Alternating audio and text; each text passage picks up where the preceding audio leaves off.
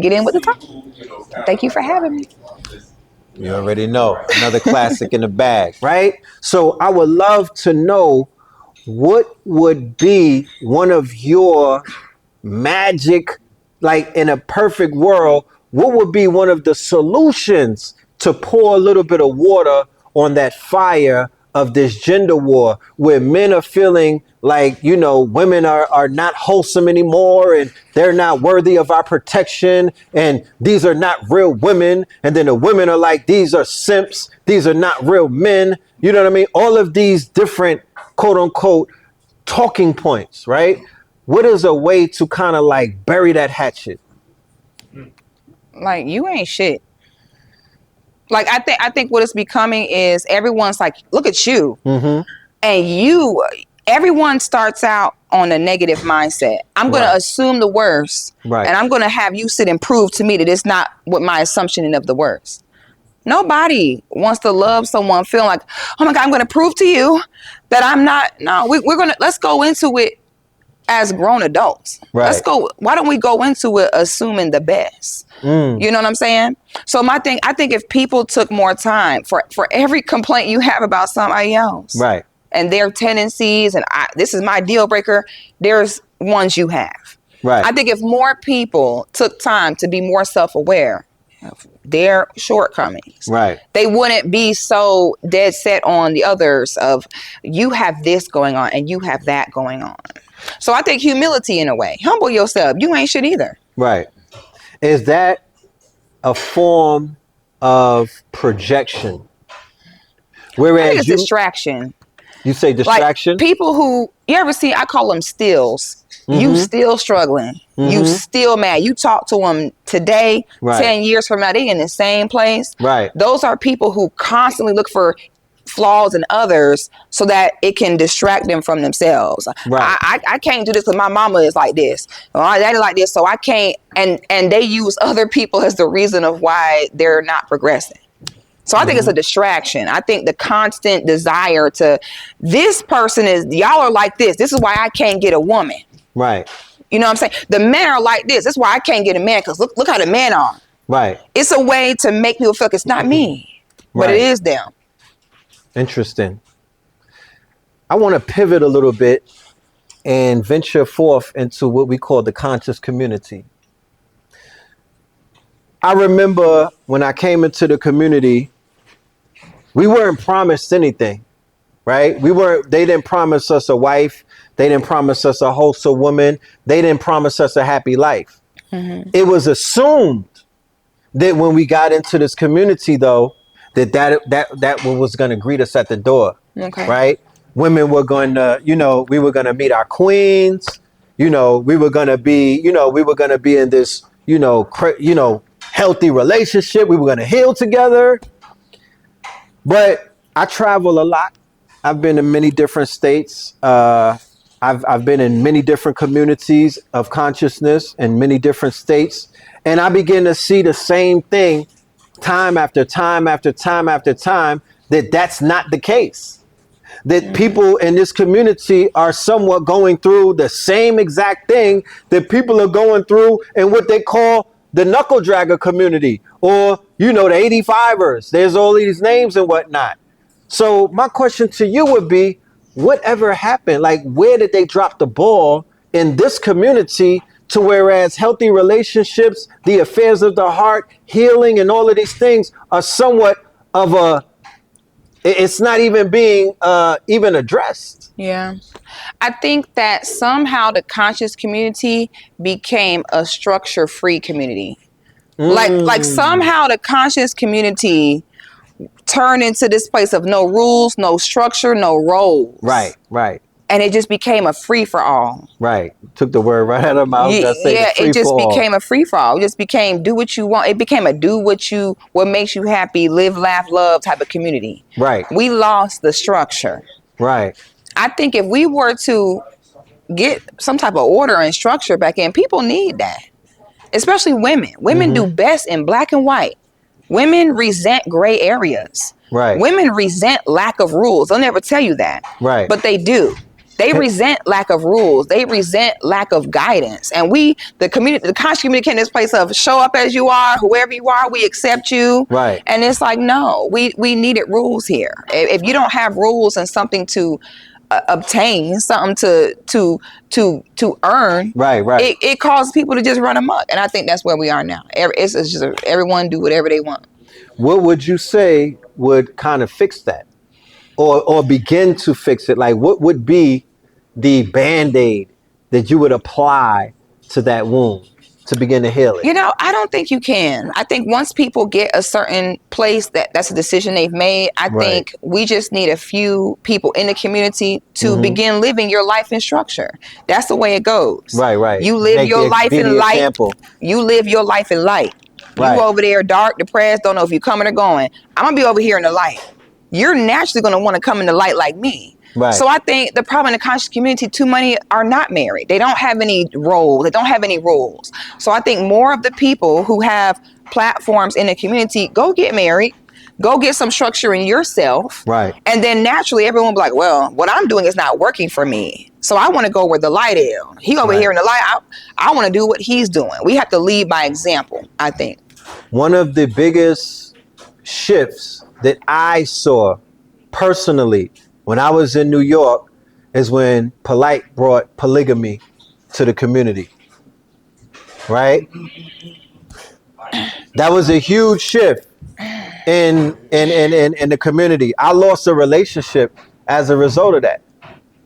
Cause I kind of, as a result of polygamy, as a result of wanting to be in a polygamous relationship, by being inspired by what he was doing, I'm coming home like, look, this what things about to change up in here, you know. But not dictating it, but I was planting those seeds. I was like, hey, you know, have you ever heard of a sister wife?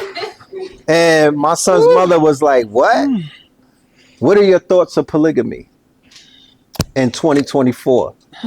What works and what don't work? Why don't I see it? They don't come outside a lot. I don't see it. I heard they don't be coming outside. I heard they got it. You know why? I heard it's going down, but they just not outside. You know why they don't come outside? Why is that? All the girls ugly. I'm serious. I ain't never seen polygamy with like bad chicks. I'm serious. Like, I don't see polygamy with like, oh my God, he has 3 stunning. I'm talking about turn your head. I never see that. It's always women. It's like, ugh. Right. Like I would stomach you. Right.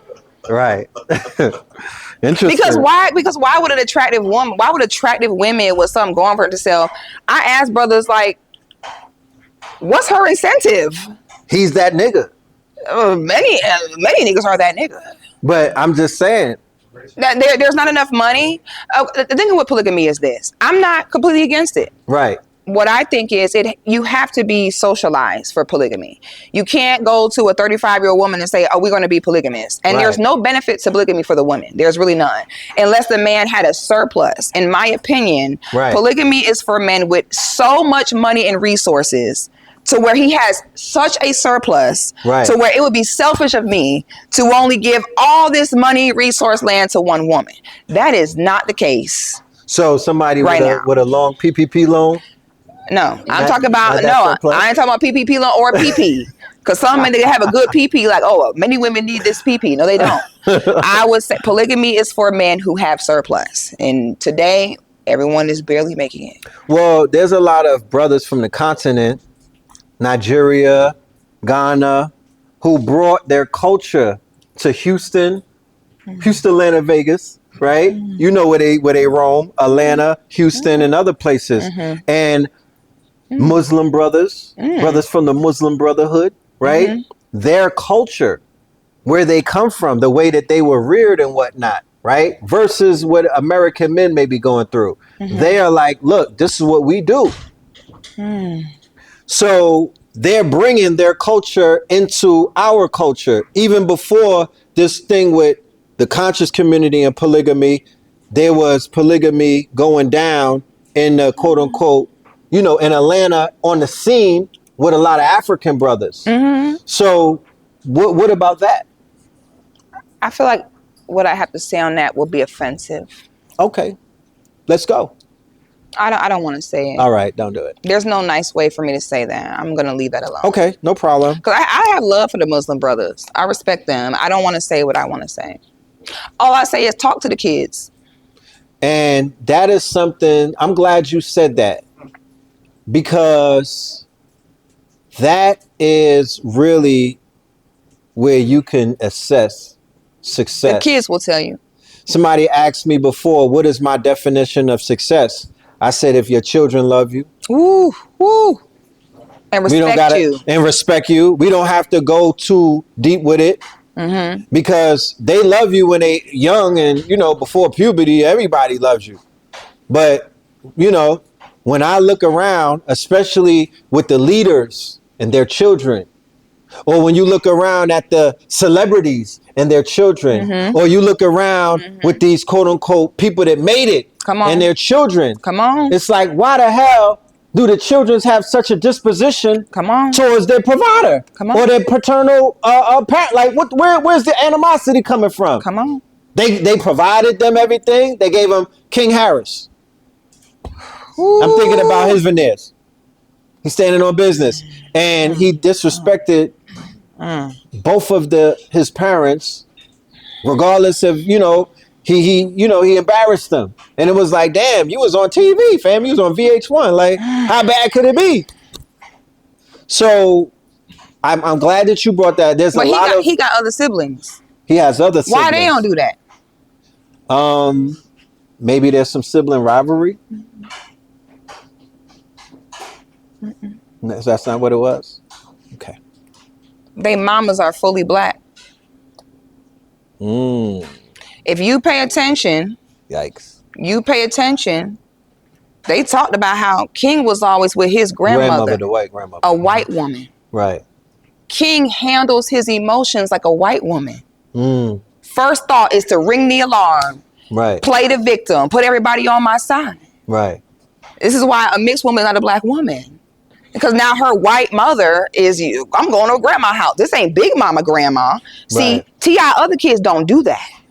Right. Because their mothers are fully black. When they went to their grandma's house on their maternal side, it was Big Mama. Right. King went to a Karen. Interesting. And that's why he handles who air out their family business on live stream. Right. What black kids do that? You don't really see famous black kids or not doing that. It's when you're spent all your time with your white grandma.